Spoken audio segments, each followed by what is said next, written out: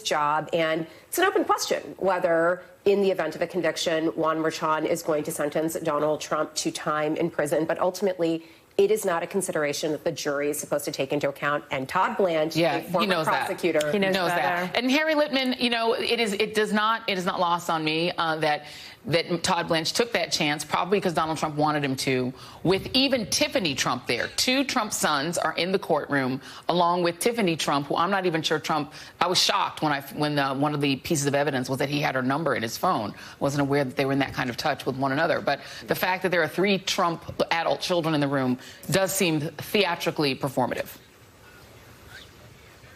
Yeah, and there's a couple more points to be made. First, the curative instruction you just instructed, Merchan says there may not be prison for this crime. You wouldn't normally tell a jury that. Right. You would just say disregard punishment. But he had so led with his chin, and Merchan was so livid that he did that. And second, to Melissa's point, I agree. It's fundamental, and it speaks, I think, a little bit of desperation. The idea is to try to gin up a hung jury or some kind of person to have sympathy. If you thought you had a decent shot at a hung jury without that, I don't think you would engender the judge's ire in that way. And Joyce, it sounds like something you say when you think your client is going to get convicted.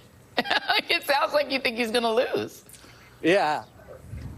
Don't send him to prison, please. I mean, I think that's right. Joyce? Sorry, go ahead. It comes across that way in large part. Look, the first line of defense for Trump's lawyers is to hope someone on the jury will believe the government failed to meet its burden of proof of guilt beyond a reasonable doubt. They just want the acquittal. They simply want to live to fight another day at this point in time. But the problem is, when that's your strategy, you do end up exposing a little bit of your soft underbelly to the jury. And this jury seems very engaged. The judge noted that when the arguments went on for this extended period of time that they've gone on for, it was smart for the judge to do that. It helps to preserve an error-free record for the appeal. But it also does show that this jury is meticulously following along, that even at this late hour, they are tracking with the evidence.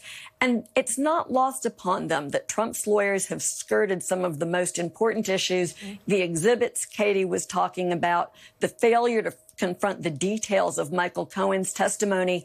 And something that I think is surprising to all of us here and that shows that desperation is you would have expected them to parse through Michael Cohen's lies. If there were going to be 10 reasons that the government failed to provide proof beyond a reasonable doubt, they should have all been Michael Cohen's lies. And at the end of the day, they weren't. That's what the defense is riding on, and they simply seem to have failed to pull it off. Katie, you're